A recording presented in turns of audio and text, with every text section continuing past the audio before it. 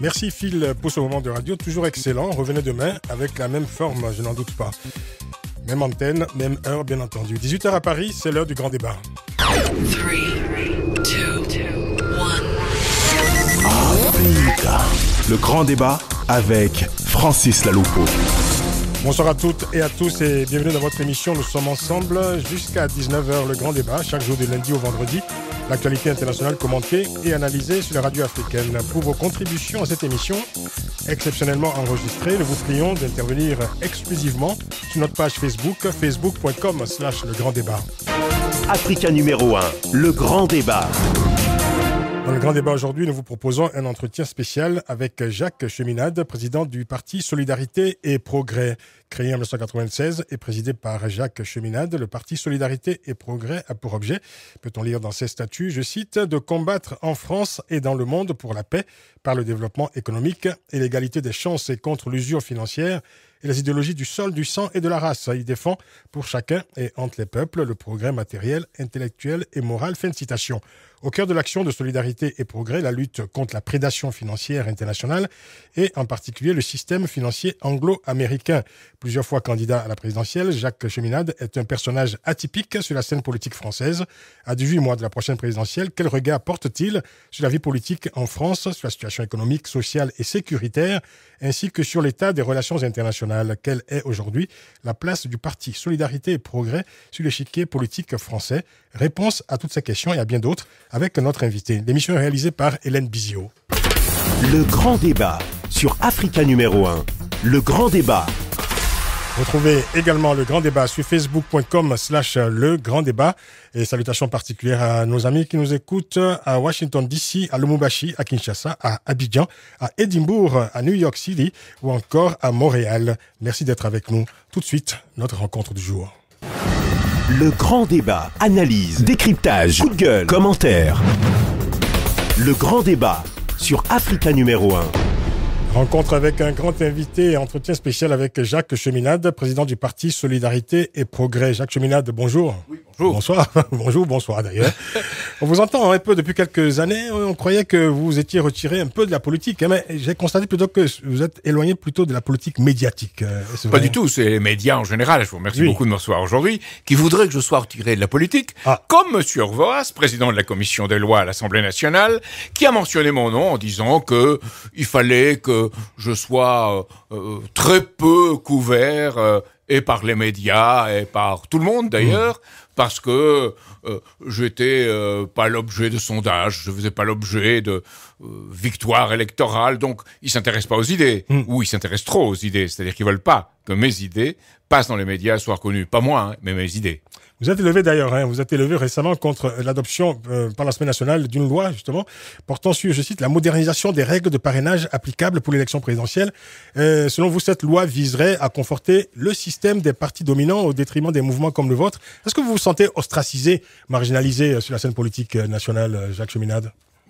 Je crois que c'est pas seulement sur la scène politique nationale, c'est en général, et il s'agit pas de moi, il s'agit encore une fois de mes idées.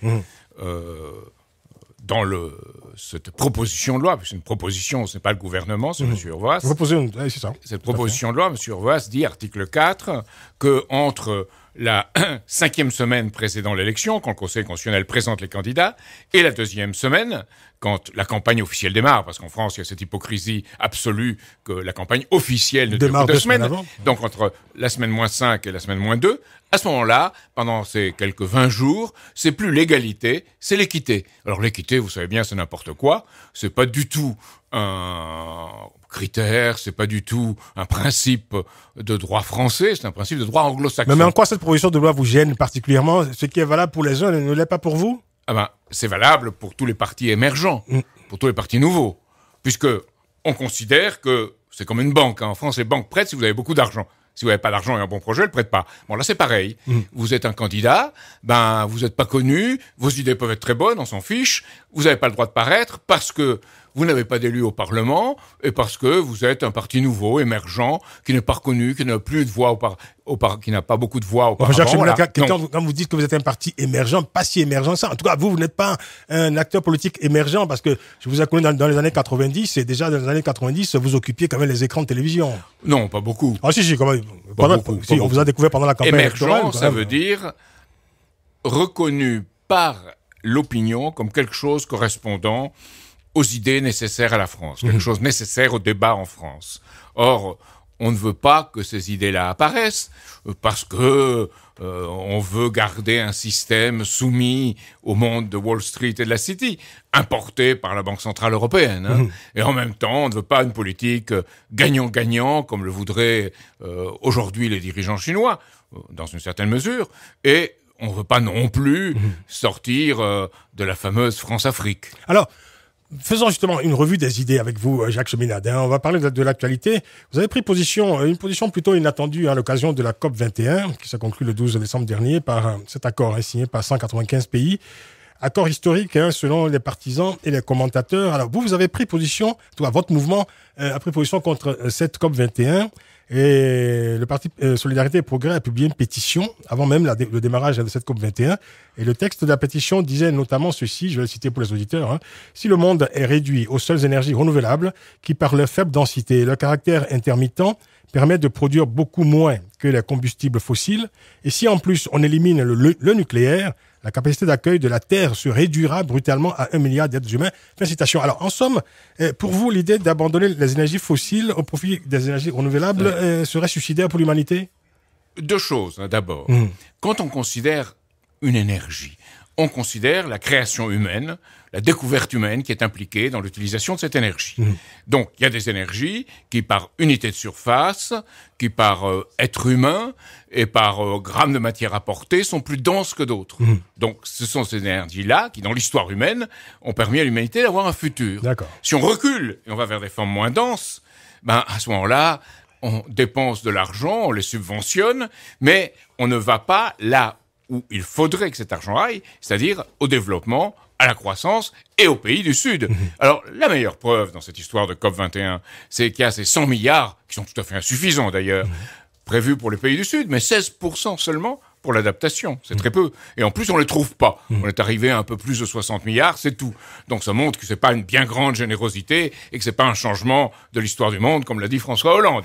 Et le petit marteau vert de Laurent Fabius. Le petit marteau vert de Laurent Fabius. Dont les pleurs ne m'émeuvent assez peu. Qu'il a fait. Pourquoi vous dites ça? Vous n'avez pas été ému par les sanglots de Laurent Fabius? Non, certainement pas. J'aurais été ému éventuellement par des sanglots de Bernard Cazeneuve, mais pas de Laurent Fabius. Alors non, et j'ajouterai quelque chose. Oui, c'est en plus que c'est même à supposer qu'il y ait ce dérèglement, ce réchauffement climatique, qui reste à prouver. Mais s'il y avait, eh bien, quand même, on prendrait des mesures tout de suite. Or là, on voit, on va faire le point en 2018. Oui, on cherche à empêcher que la température augmente de 2 degrés, d'1,5 degré, si possible. Mais on fait le point en 2018. Et c'est en 2023, pour 2025, qu'on voit ce qu'on peut faire de plus. Enfin, c'est absurde. S'il y avait tellement d'urgence, il faudrait faire quelque chose plus vite. Et on confond le temps météorologique et le temps climatique. La politique et la diplomatie ont pris en otage l'écologie. On fait même bas sur l'écologie? Oui, je pense qu'on a fait tout pour dévoyer l'écologie. Parce que moi, je suis partisan d'une écologie humaine. C'est-à-dire que l'être humain, en accord avec l'univers, permet son perfectionnement, son développement, et pour ça, découvre des choses.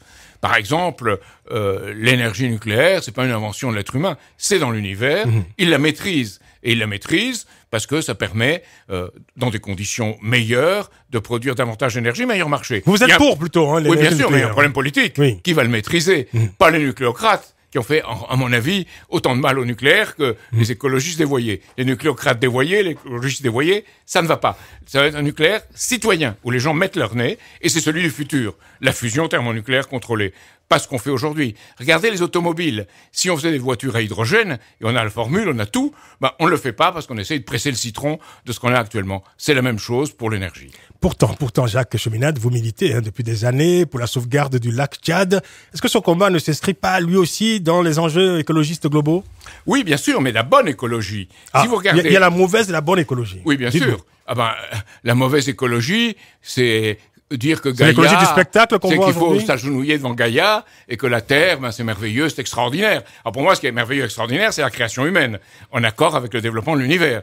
C'est pas la Terre en elle-même, c'est pas Gaïa. C'est Gaïa alors il faudrait s'agenouiller devant le système solaire, c'est Gaïa qui héberge quand même. C'est Gaïa qui nous héberge quand même. C'est la même qui nous héberge, mais vous savez... On n'est que des locataires. Vous savez, sur Terre, non, on n'est pas des locataires, on est des cosmonautes. Sauf qu'il y a des cosmonautes qui sont, hélas, la grande majorité, les habitants de la Terre, qui circulent dans le système solaire, qui circulent dans la galaxie, qui ne le savent pas. Et puis, il y a ceux qui le savent, ceux qui en sont conscients. Et ceux-là veulent, avec ce système, coopérer, améliorer, développer, et faire que tous les peuples de la Terre, tous les êtres humains sur Terre, puissent être dans ce processus créateur général. C'est ça. Or, c'est pas du tout le cas aujourd'hui. On regarde l'Afrique avec un regard qui, je crois, n'est pas des plus généreux. On pense aux profits financiers qu'on peut en tirer, notamment des produits africains. Entre la condescendance et la prédation, c'est ça? C'est entre la condescendance et la prédation, avec des gens honnêtes qui voudraient faire autre chose. Et sont généralement ces gens honnêtes qui voudraient faire autre chose, qui sont là, qui parlent. Nous, on a parlé à M. Sanoussi, qui est le président de la commission du bassin du lac Tchad, qui lui dit il faut faire quelque chose. Il faut redonner au lac Tchad un pouvoir d'impulsion, à la fois climatique et, en plus, agricole, pour que autour du lac Tchad, les pêcheurs, les éleveurs et les agriculteurs puissent vivre ensemble. Si on ne fait pas quelque chose là, on n'arrivera pas à créer dans le centre de l'Afrique un poumon de vie. Il faut créer ce poumon de vie. Il y a le bassin du Congo aussi. Oui, alors c'est le bassin du Congo, c'est très important. Les barrages sur le Congo, près de la mer, sont extrêmement importants, Inga, mais le lac Tchad aussi. Et on a essayé d'opposer ceux qui sont pour la mise en eau du lac Tchad à ceux qui sont pour le bassin, les ressources hydroélectriques du Congo. C'est absurde, c'est les deux qu'il faut faire. Alors certains pensent que vous faites une fixette comme ça sur le lac Tchad. Pourquoi? Non, c'est pas une fixette. Oui. Le canal de Jonglée aussi est absolument indispensable. Seulement, il y a la guerre, on peut pas le faire. Il faut créer la paix. Et pour qu'il y ait la paix, il faut des projets de développement mutuel. À mon avis, si on avait fait un effort pour le lac Tchad, un effort de développement, dans lequel les peuples auraient été impliqués, il n'y aurait pas Boko Haram aujourd'hui. Alors, vous fustigez ce que vous appelez l'impérialisme vert. Comme vous y allez. C'est quoi exactement l'impérialisme vert? Moi, j'ai jamais parlé d'impérialisme vert. Ah, mais j'ai lu ça, en tout cas, sur le site de Ce que j'ai Solidarité parlé, et Progrès. c'est le dévoiement de l'écologie. Oui. Le dévoiement de l'écologie, ça veut dire que on pense à un monde dans lequel on pourrait arrêter les choses à un certain niveau de développement en capturant des choses données par la nature, qui sont le soleil, le vent ou le mouvement des eaux. Moi, je crois que c'est un peu une hérésie, comme dans l'histoire de Jonathan Sfar, dans Le chat du rabbin, où le chat du rabbin veut rester avec sa maîtresse à tout prix, et celle-ci veut partir en France parce qu'elle est tombée amoureuse d'un juif esquénaz français. Et le chat s'aperçoit que voulant fixer l'histoire, l'arrêter, il commet l'hérésie la plus grande vis-à-vis, d'ailleurs, je pense, c'est non seulement tous les monothéismes, mais toutes les conceptions de l'être humain qui le voient en accord avec le développement de l'univers et qui s'identifient à son devenir, pas à un état fixe. Et je pense que ce devenir, c'est toujours quelque chose où l'homme a affaire davantage avec cet univers, il découvre des principes et les applique pour le bonheur de tous. On en est loin, loin aujourd'hui, où c'est le système financier, et je voudrais accabler bien plus le système financier, évidemment tel qu'il est, cette mondialisation financière. Pas la mondialisation, la mondialisation financière. Je ne crois pas qu'on puisse démondialiser, comme le disait Montebourg ou d'autres. Mais la mondialisation financière, oui, il faut l'arrêter pour revenir à un système de développement mutuel harmonieux. Gagnant, gagnant. On va continuer à en parler avec vous. On va continuer à faire cette revue des idées et de l'actualité aussi avec vous, Jacques Cheminade. Vous êtes notre invité spécial pour ce grand débat. Nous sommes ensemble jusqu'à 19h. Jacques Cheminade est notre invité, président du parti Solidarité et Progrès. On marque une pause pour la publicité. Retour du grand débat dans 2 petites minutes. À tout de suite. De 18h jusqu'à 19h, le grand débat avec Francis Laloupeau sur Africa numéro 1. Rencontre avec un grand invité, entretien spécial avec Jacques Cheminade, président du parti Solidarité et Progrès. Jacques Cheminade, alors, votre parti Solidarité et Progrès se définit comme un regroupement de citoyens inspiré du socialisme jaurétien et du gaullisme de rupture. Bon, pour ce parti, je cite, la paix mondiale ne pourrait être gagnée que par la conquête économique d'une véritable justice sociale à laquelle sera soumis le financier. Félicitations. Alors, moi, j'aimerais bien comprendre quelle est exactement l'idéologie de votre mouvement. Alors, moi, j'hésite, évidemment, en lisant tout ce que produit votre parti, en tout cas, en texte, en documents divers. J'hésite entre le capitalisme social, une sorte de capitalisme autogestionnaire, un socialisme redistributeur, une police de la finance internationale. Qu'est-ce que c'est exactement, Solidarité et Progrès? Vous savez, idéologiquement. Les Roms disent après-demain, demain sera déjà hier. Eh bien, moi, je me situe comme eux dans le futur. dans le parti du futur et du devenir. Et ce parti du futur et du devenir, il y a différents courants en France qui ont voulu le construire. Alors vous en avez cité deux, j'en cite d'autres. Il y a le christianisme social, Marc Sangnier, Le Sillon, tous ceux qui ont essayé de s'inscrire dans la lignée de l'accord entre la République et le christianisme de Léon XIII. Et il y a aussi le radicalisme de Pierre Cotte et de Mendès France. La République moderne, 1962, est un de mes ouvrages de référence. Et aussi tout ce radicalisme qui est provincial en France, mais qui a représenté quelque chose d'important.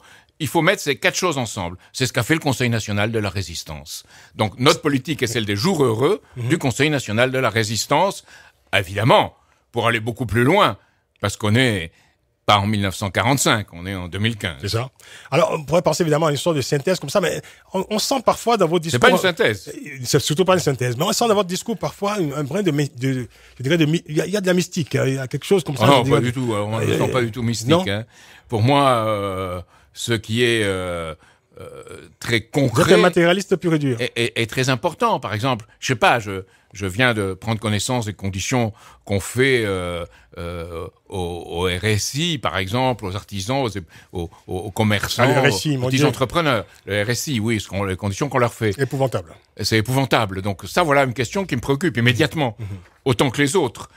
Le sort des jeunes qui on balance tous ces jeux vidéo violents qui ont pour effet pas, je crois, d'entraîner directement la violence, mais de créer une situation où ils n'arrivent pas à concentrer leur attention parce qu'ils vont d'une chose à l'autre, d'une chose à l'autre, d'une chose à l'autre. Jusqu'aux États-Unis, où, par exemple, on n'apprend plus, dans plusieurs États, on n'apprend plus les lettres et les phrases, on apprend les majuscules pour pouvoir taper sur le clavier.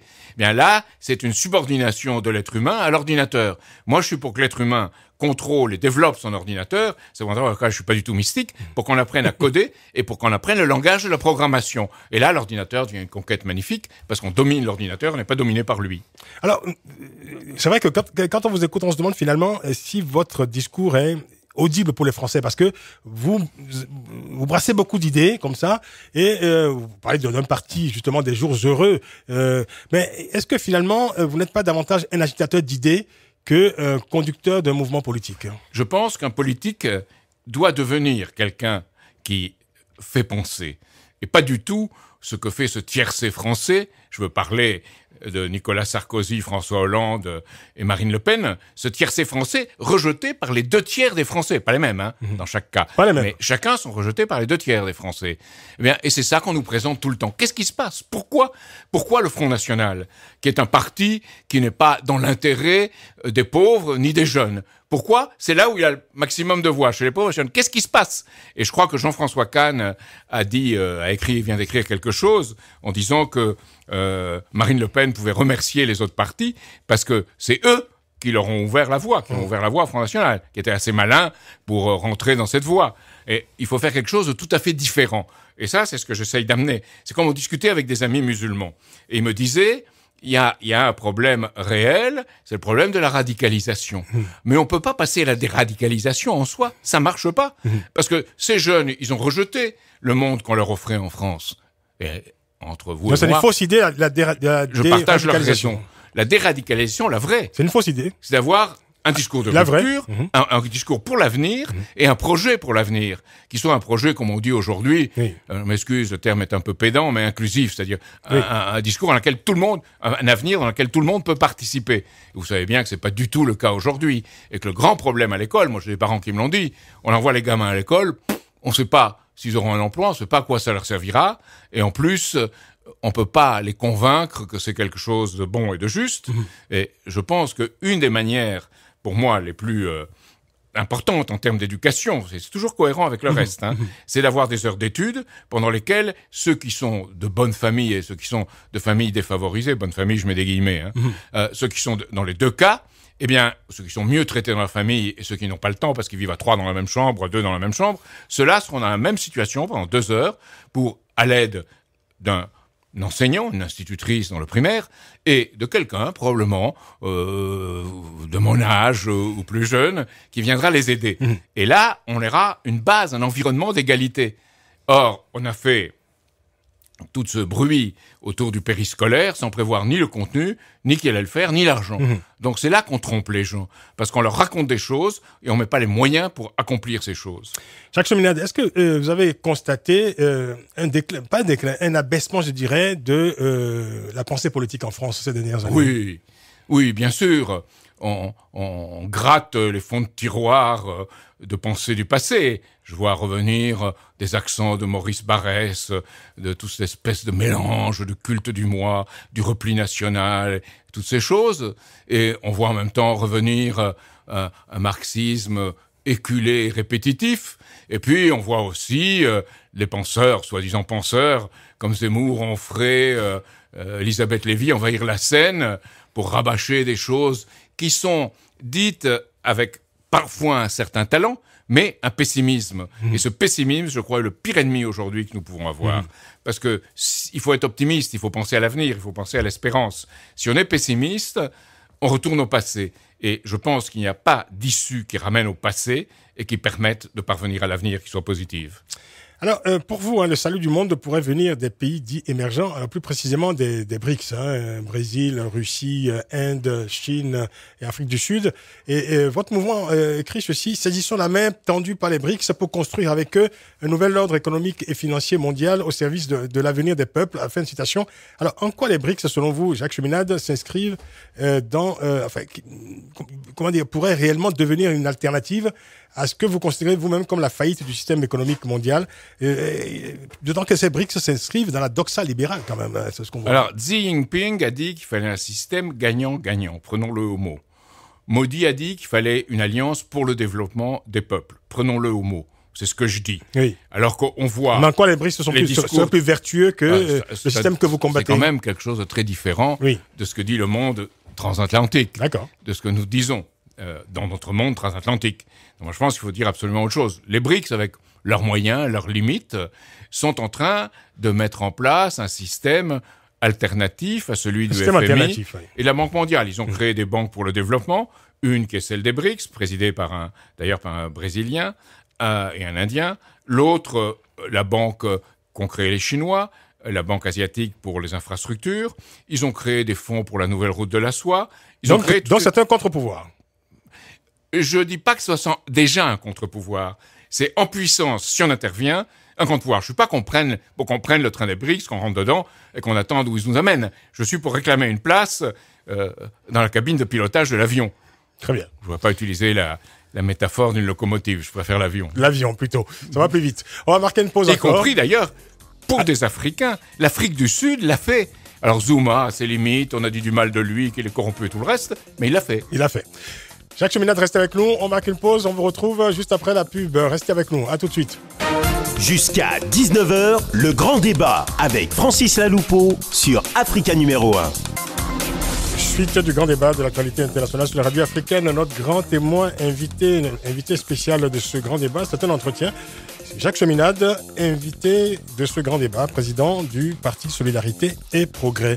Jacques Cheminade, alors la finance est au cœur de votre réflexion depuis plusieurs années, ce qu'on appelle la finance internationale. J'espère que ce grand débat nous permettra de comprendre exactement ce dont vous parlez, parce que je vais juste vous lire un extrait d'un éditorial sur le site de votre parti. Alors, je cite: « Oui, nous croyons que la paix mondiale est en danger, car le refus hystérique des élites anglo-américaines, Wall Street et la City, de procéder à une mise en faillite ordonnée de leurs banques et institutions financières les conduit aujourd'hui à une folie suicidaire que la plupart d'entre vous ont bien du mal à imaginer. » Alors pour le grand public, c'est vrai que tout ceci n'est pas très clair. Qui sont exactement les fomentateurs de cette guerre? Quels en sont les objectifs? Et c'est quoi exactement cette finance internationale, cette espèce comme ça de monstre hideux que vous combattez depuis des années? Ce ne sont pas des monstres hideux, généralement, ce sont des imbéciles satisfaits. Et qui deviennent des monstres hideux à force d'imbécilité. Bon. Non, pour dire les choses comme elles sont, sans plaisanter, il faut comprendre ce qu'est la nature de l'économie. Il y a une quarantaine d'années, on pensait que l'économie, c'était pas acheter bon marché, revendre plus cher et faire un profit financier. C'était l'économie, c'était faire de nouvelles découvertes, les appliquer sous forme de techniques nouvelles et sous contrôle, autant que faire se peut, de la population, qui devait décider dans quelles conditions et comment ça serait fait. Et nous avions ce type de monde-là, très imparfait, mais ce type de monde-là. Peu à peu, il s'est substitué en France depuis le tournant de la rigueur de 1983, Oui. il s'est substitué une économie de la finance. Et le projet de toute une élite française, de droite comme de gauche d'ailleurs, qui a été pas libérale, qui a été financière, il faut prononcer le mot, a pensé qu'on pouvait bâtir un pays, la France, sur la base du tourisme, d'abord, de la finance et des services, plus la recherche-développement, mais déconnecté de l'industrie et de l'agriculture. Maintenant, on voit, on a les problèmes avec notre agriculture, on a l'industrie qui part, et on a la crise que l'on connaît. C'est pas seulement en France, mais en France, ça prend une forme particulièrement évidente, parce qu'on avait une autre tradition, qui était cette tradition du développement mutuel, du Conseil national de la résistance, de programmes, d'impulsion de ces programmes-là, qui ont joué jusque vers 1980. Et après, on est passé dans un autre monde. Et cet autre monde, nous l'avons aujourd'hui. Et cet autre monde, je regrette de le dire, mais tous les partis en place, ce qu'on voit, y adhèrent d'une façon ou de l'autre.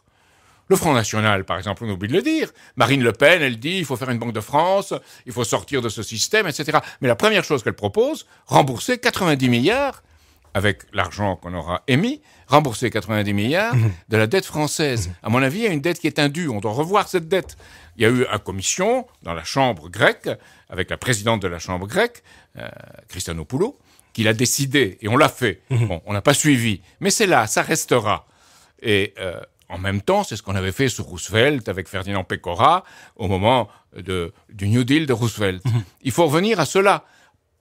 Il faudrait aller plus loin. Mais déjà, ça, c'est un minimum nécessaire. Alors, à partir de là, on assainit. Et on reprend le contrôle du crédit. Parce que qu'est-ce qui fait l'avenir d'une société? C'est pas l'épargne, c'est pas la rente. C'est le crédit et dans quoi on investit le crédit. Certes, on a fait beaucoup de crédits depuis 30 ou 40 ans. Mais tout dans le maelstrom, dans cette espèce de gouffre du financier et du court terme. Et on n'a pas eu de vision à long terme. Et de plus en plus, on voit le court terme, et je dirais, ce n'est qu'une réflexion d'une culture elle-même, qui est une culture à court terme, de l'instant, du choc, de l'instantané, où on prétend découvrir des choses de choc. Regardez, le titre de l'Humanité et le titre du Figaro. Le même Marine Le Pen le choque. Comme s'ils ne l'avaient pas prévu. Enfin, ils le savent très bien. Ils dissimulent, ils disent le choc. Mais c'est pas un choc, c'est malheureusement ce dont a accouché ce système qui est en place. Donc c'est cela qu'il faut changer et rétablir une vision à long terme avec un développement mutuel, une croissance qui soit à la fois intérieure à la France et où la France doit jouer son rôle dans le monde. Parce que la France a un pouvoir. J'ai parlé à des gens de l'Élysée qui m'ont dit la France peut rien faire parce que toutes les banques, si on fait ce que vous dites, elles iraient à Londres. Mais elles y sont déjà pour leurs opérations principales. Donc les collabos apparaîtraient davantage comme des collabos, c'est tout. Alors, je comprends un peu mieux, mais cela dit, un peu de mots, dites-nous en quoi Wall Street et la City que vous citez souvent sont devenus au fil du temps, l'antre de la malfaisance internationale. C'est pas l'antre de la malfaisance internationale. Ce sont des prédateurs pirates. Pourquoi? Parce qu'ils opèrent à partir de la City et de Wall Street, mais ils se sont installés dans les paradis fiscaux. Et ils l'ont fait à partir du moment où l'Empire britannique s'est aperçu qu'il perdait l'Inde, que le coup de Suez, en 56, ça marchait pas. Donc, il fallait passer à autre chose. Et il a muté à ce moment-là. Il y a un livre excellent de Shaxton qui le dit. Ça s'appelle, en anglais, Les îles au trésor, ceux qui ont ruiné le monde. Donc, ces gens-là ont fait les paradis fiscaux, qui sont des paradis non seulement hors la loi financière, mais hors la loi tout court. Il n'y a pas de droit, là. Donc, ils sont passés là-bas, ils ont fait leurs opérations, et ils ont pris le contrôle du dollar. Le dollar n'est plus une monnaie du peuple américain, c'est plus une monnaie américaine, c'est une monnaie de ce système financier international dans lequel la City et Wall Street jouent un rôle. Mais en France, on a quelque part la même chose. Les 4 grandes banques, ça représente 2000 milliards dans leurs opérations. Alors que nous avons 8 000 milliards dans leurs opérations, pardon. C'est 8 000 milliards dans leurs opérations. Alors que la France a un produit intérieur brut de 2 000 milliards, 4 fois plus. Donc elles sont plus puissantes que l'État. Et c'est là qu'est le véritable pouvoir. Et c'est cela qu'il faut combattre. Alors ce sont des sortes de délégués, parce qu'elles jouent sur le même marché que la City et de Wall Street.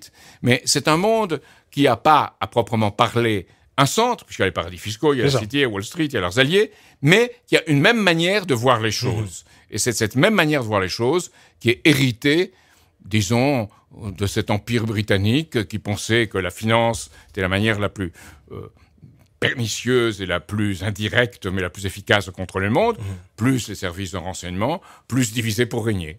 Et ce sont des décideurs, évidemment, du sort du monde, des décideurs non élus d'ailleurs, hein, donc qui n'ont pas de compte à aucun rendre. n'est élu. Exactement. Parce que qu'est-ce qui est associé? David Graeber a raison. Son livre sur la bureaucratie vient de sortir. C'est une bureaucratie est associée à ce système de prêtadeurs financiers. Et la bureaucratie, c'est ce qu'on voit à Bruxelles. Pourquoi je suis contre l'Union européenne et cette Europe de Bruxelles? Parce qu'elle est soumise aux 30 000 lobbyistes, qui sont des 30 000 qui représentent ses intérêts financiers. C'est ça la vérité. S'ils avaient mis tous ces 30 000 lobbyistes à la porte, ou la plupart d'entre eux, je pourrais concevoir qu'on puisse faire quelque chose avec Bruxelles. Mais là, non. Et pour l'instant, non. Pour l'instant, en tout cas. Le temps passe très très vite, Jacques Cheminade. On a beaucoup de choses, évidemment, à voir avec vous. Juste un mot rapidement. Est-ce que vous avez senti ces dernières années une évolution positive dans ce qu'on appelle la politique africaine de la France? Ou alors on est resté toujours au même schéma relationnel entre Paris et ses partenaires africains, notamment les pays francophones? Je crois qu'on n'est pas resté tout à fait au même schéma, mais que l'exploitation continue de façon plus indirecte et peut-être plus pernicieuse. Vous savez, il y a un intellectuel camerounais qui a parlé de la notion de développement pernicieux. Et je crois que ce développement pernicieux, c'est ce qui arrive en Afrique. Il y a un autre Poumi, un autre intellectuel camerounais, ce sont deux Camerounais, qui a écrit comment le contrôle par la monnaie. Et c'est un élève d'ailleurs de... Le franc CFA, je veux dire. Oui, la monnaie, le franc CFA. Donc c'est particulier à la France, mais c'est partout. Il y a un contrôle par la monnaie. Aucun de ces pays africains ne peut accéder, dans les conditions actuelles, à une indépendance dans la gestion de sa monnaie. Tous ont perdu la souveraineté de leur monnaie, y compris ce pays qu'on appelle la France. Ils n'ont jamais eu cette souveraineté depuis ce qu'on appelle la décolonisation. Je parle des pays francophones, évidemment. Oui, bien sûr. Mais nous aussi, en France, on a perdu la souveraineté sur notre monnaie. On est soumis à ce système de l'euro, qui n'est pas un système de développement. Tous les grands projets que Jacques Delors, on les a pas faits. Et Jacques Delors lui-même dit « je ne connais plus mon euro ».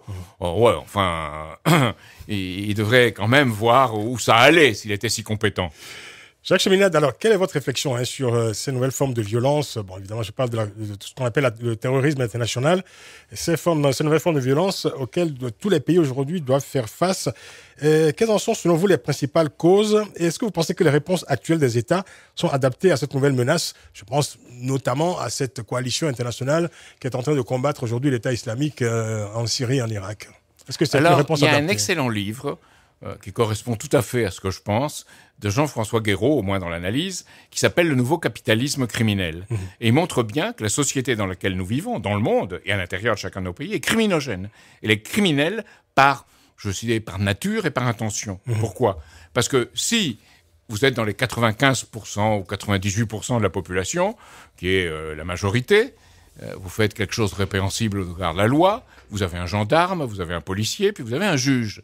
Si vous êtes en haut et vous commettez des crimes, mais sans commune mesure avec ceux d'en bas, avec nous, eh ben, on vous donne une tape sur le dos et on dit recommencez pas. Et c'est ce qu'a dit lui-même, le ministre de la Justice, Holder, américain. Il a dit ces grands crimes commis en haut, sur les taux d'intérêt, les taux de change, le blanchiment des capitaux, y compris du terrorisme d'ailleurs, eh ben, on peut pas les contrôler parce que si une seule banque était déstabilisée, c'est tout le système qui tomberait. Donc il a avoué lui-même la faiblesse de ce système. Ça, c'est une chose, c'est la première cause. La deuxième cause, c'est ce qui est associé à cela. C'est-à-dire, c'est la promotion de tout ce qui peut créer un chaos ou une instabilité. L'intervention en Afghanistan, l'intervention en Irak, l'intervention en Libye, puis l'intervention en Syrie ont créé cela. Je veux prendre un exemple très important. Gourdeau-Montagne. Enfin, les attentats, quand même, du 11 septembre 2001, je veux dire, comment dire, se sont produits avant l'invasion de l'Afghanistan, qui a été peut-être une mauvaise réponse. En tout cas, il y a eu, je veux dire, il y avait un projet terroriste particulier qui correspond, je dirais, à une nouvelle forme de violence aujourd'hui, qui change totalement la conflictualité dans le monde. Qui était Ben Laden? Tout le monde le sait, c'est écrit partout. C'était l'homme qui distribuait l'argent de la CIA aux différentes tribus en Afghanistan. Alors, ne moquons pas du monde. Moi, je dis que je regrettais que Ben Laden ait été tué. J'aurais voulu qu'on le prenne vivant et qu'il dise ce qu'il a à dire devant un tribunal. Oui. Et que là, on aurait appris beaucoup de choses. Et on s'est moqué de moi en disant « Ah, il regrette que Ben Laden ait été assassiné ». On n'assassine pas les gens. On les traîne devant un tribunal et on les fait dire ce qu'ils ont à dire. Et ils doivent le dire. Il était plus utile mort que vivant. Beaucoup plus utile mort que vivant. On ne sait même pas exactement quelles ont été les circonstances de sa mort. Il y a des films qui le montrent, mais ça semble des films un peu, disons... hollywoodien. On parle d'une nouvelle guerre mondiale aujourd'hui. C'est cette confrontation entre justement une partie du monde contre le terrorisme international. Est-ce que vous associez à ce concept de nouvelle guerre mondiale? Non. Non, la guerre qu'il faudrait mener, c'est contre cette sorte d'impérialisme ou d'empire financier. Le terrorisme n'est qu'une sorte d'émanation, mais une émanation due aux conditions d'injustice sociale qui règnent dans nos pays. C'est l'état du monde qui a produit le terrorisme, en fait. Oui, et aussi, ce nouvel ordre international. Ce qui a été financé historiquement par des intérêts qui utilisaient la religion pour pervertir les peuples. Le wahhabisme est une création qui n'a rien à voir avec l'islam. On dit l'islam est orthodoxe. C'est pas l'islam orthodoxe. C'est une sorte d'hérésie bizarroïde née de bédouins du désert, manipulée et poussée par les États-Unis, par la Grande-Bretagne, et aujourd'hui même par François Hollande qui va dire là-bas qu'on va faire un partenariat de référence avec l'Arabie Saoudite. Vous avez apporté un soutien quand même tout à fait inattendu, surprenant à François Hollande au lendemain des attentats du 13 novembre en France. C'est pas inattendu. Nicolas Sarkozy, pour moi, représentait cette alliance avec le monde anglo-américain. Total. Quand tu vas voir Bush, c'est un véritable désastre. C'est ça. Et François Hollande François Hollande apparaissait avec le discours du Bourget comme représentant un potentiel pour changer les choses. Dès qu'il a été élu, il ne l'a pas fait. Et j'ai eu des discussions avec des gens à l'Élysée qui ont dit on ne peut pas. On peut toujours. Quand on a du courage, on fait comme De Gaulle. On part à Londres, même si on n'aime pas les Anglais, on part à Londres et on va se battre contre les nazis. Là aussi, c'est quelque chose qui est en place dans le monde, qui a pour conséquence les mêmes, ou plus grave même, en conséquence, c'est pas encore produit, mais en conséquence, en virtualité, du même ordre de destruction qu'a été le nazisme et le fascisme dans l'Europe. C'est quelque chose qui est à l'échelle mondiale et qui est destructrice. Alors que sur ça se branchent des choses comme cet islam soi-disant orthodoxe et qui ne l'est pas, qui n'est pas l'islam. Oui, c'est vrai, et qui est des religions manipulées, oui, c'est vrai. On marque une dernière pause dans cette émission, cet entretien particulier que nous accorde d'ailleurs Jacques Cheminade, président du Parti Solidarité et Progrès. Il est notre invité spécial dans ce grand débat. Restez avec nous, on revient après la pub. À tout de suite. Jusqu'à 19h, le grand débat avec Francis Laloupeau sur Africa numéro 1. Rencontre avec un grand invité et entretien spécial avec Jacques Cheminade, président du Parti Solidarité et Progrès. Jacques Cheminade, alors je vous disais juste avant la pub que vous avez apporté un soutien, je disais inattendu, mais peut-être pas d'ailleurs, à l'action du gouvernement français au lendemain des attentats du 13 novembre. Et extrait de votre éditorial du 30 novembre dernier, vous écrivez « La politique de notre gouvernement vient d'opérer un changement, portant-le bien plus avant par-delà les fausses frontières de l'opportunisme contre ceux qui répandent l'insécurité et le crime, pour construire avec les peuples du monde un nouvel ordre non seulement plus juste, mais fraternel de la création partagée. » Une citation. Alors, c'est rare de vous voir saluer ainsi l'action du gouvernement. Que pensez-vous des mesures exceptionnelles qui ont été prises au lendemain de ces attentats, notamment l'état d'urgence ? Devant un juge, même si la justice n'est pas bonne, comme elle est en France, elle n'est pas bonne, on fait toujours le pari du bon juge. Et devant un gouvernement qui bouge, et qui fait un certain nombre de choses, et qui dit un certain nombre de choses, on dit allez-y. Mais ils n'y vont pas. Il y a une décision qui est de dire qu'il faut prendre les quelques 10 000 individus qui sont classés S et les retenir, leur soumettre à rétention. C'est une folie et ça ne veut rien dire. C'est contraire à la Constitution. Comment peut-on mettre en rétention des gens contre lesquels on n'a aucune accusation directe à porter et pas de preuve? Donc, je ne suis pas d'accord avec toutes ces mesures du gouvernement. Je suis d'accord pour dire qu'il y a une impulsion possible. Elle n'est pas en train d'être suivie. Oui. C'est comme l'intervention au Mali. Je dis, il faut arrêter ces gens qui se dirigeaient vers Bamako. Mais après, il faut une politique de développement économique, il faut une politique de développement du pays, et il faut briser tout le trafic de drogue, tous les trafics qui se déroulent. On n'a rien fait. On devient les collabos de ça. L'intervention du Mali n'aura servi à rien du tout si c'est comme ça. Jacques Cheminade, est-ce que vous serez de nouveau candidat à la prochaine présidentielle en 2017 ? Cela dépend des maires. J'en vois beaucoup. Beaucoup me disent d'y aller. Oui. Ils me disent d'y aller parce qu'ils pensent que j'ai été très maltraité par les journalistes parisiens, par le carteron de journalisme parisien, c'est-à-dire une dizaine de journalistes. Est-ce qu'il n'y a pas une victimisation quand même excessive chez vous ? Non, pas du tout. Oui. Pas du tout. Regardez certaines des émissions, c'est effarant. Il y a une émission sur LCP, la chaîne parlementaire, qui est effarante. Où on m'accuse de choses que je jamais... alors qu'on m'accuse, c'est bien, qu'on me laisse parler, c'est mieux. Là, on m'a même pas laissé parler. C'est une flopée d'accusations sans justification, sans référence et sans droit de réponse. C'est quand même un peu fort. Et ça a été comme ça tout autour de la campagne. On m'a dit, pourquoi vous avez mis une moustache à Obama ? Donc moi, j'ai pas mis de moustache à Obama, d'abord. C'est même pas Lyndon LaRouche, mon ami américain. C'est des gens sur le terrain qui ont mis cette moustache à Obama. On a trouvé ça amusant, intéressant, comme les Grecs ont mis une moustache à Angela Merkel, pour dire qu'il y avait des éléments de politique qui étaient une politique, disons, fasciste, fascisante, financière, de la part d'Obama et de l'administration américaine. Alors, les Français, qui sont généralement, dans ce milieu journalistique, des faux culs, ont dit « Ah, mais vous accusez un noir d'avoir dit ces choses-là. » Non, j'accuse quelqu'un. Qu'il soit noir, blanc ou vert, c'est quelqu'un qui s'est rendu coupable de cela. Et regardez-le aujourd'hui, Obama.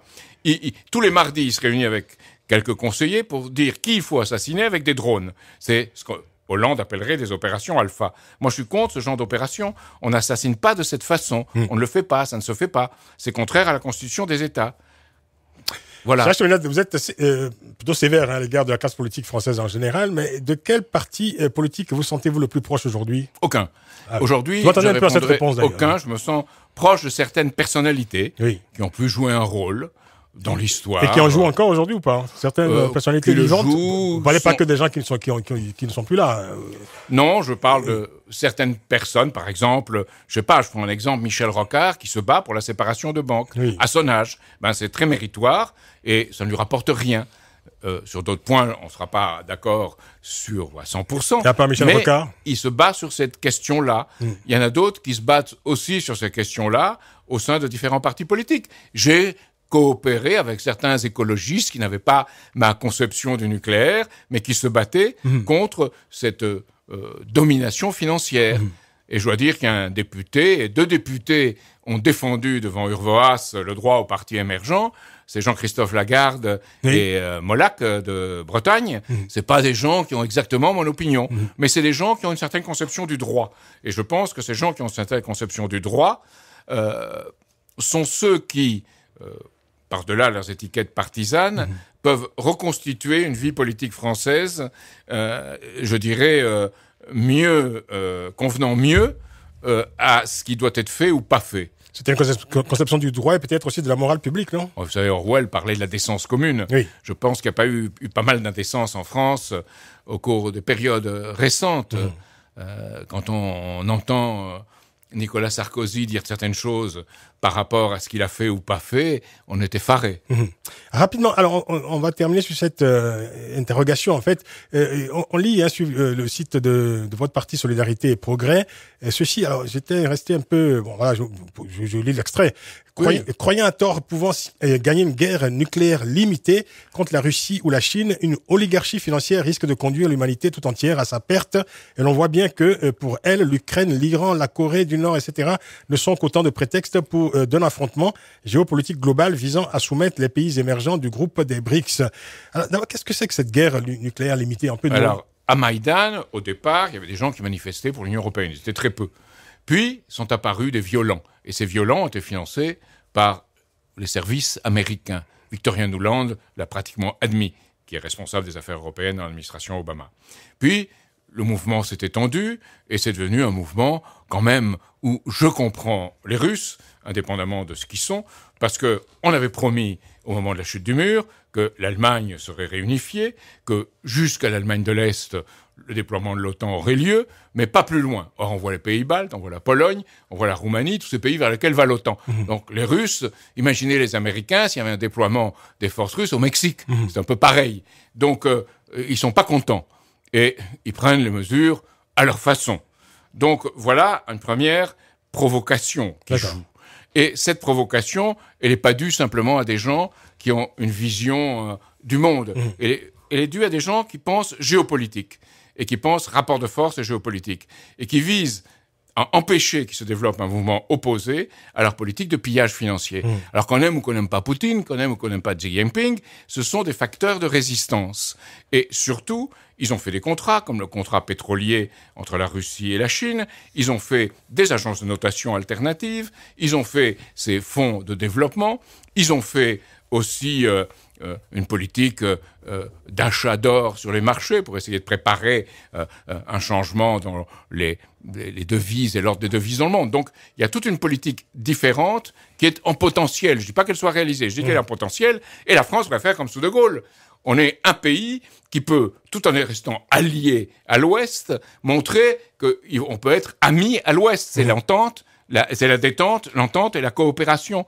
Et il faut faire cette politique-là, cette politique d'indépendance. Merci Jacques Cheminade, merci d'être venu. On pourrait évidemment prolonger cette conversation encore pendant de longues minutes. Le temps qui nous est imparti arrive évidemment à son terme. Merci infiniment. En tout cas, avec vous, on comprend un peu mieux quand même ce désordre mondial qui a surgi, en tout cas qui est en cours depuis la fin de la guerre froide. On avait annoncé un nouvel ordre mondial. On voit bien à quoi ressemble un peu, en tout cas on comprend mieux en vous écoutant ce qu'est ce nouveau désordre mondial. Jacques Cheminade, oui. Merci, j'ajouterais simplement une chose, que beaucoup d'élus locaux que j'ai rencontrés comprennent aussi, parce qu'ils voient arriver chez eux la même austérité que l'austérité qu'ils voient s'étendre dans le monde. Jacques Cheminade, merci infiniment, président du Parti Solidarité et Progrès. Merci à nos auditeurs. Vous pouvez réécouter cette émission dès demain en podcast sur notre site africa1.com. Bonne soirée à toutes et à tous à l'écoute d'Africa numéro 1. L'émission a été réalisée par Hélène Bizio. Prenez grand soin de la beauté des choses. Essayez en tout cas. Bonne soirée, merci.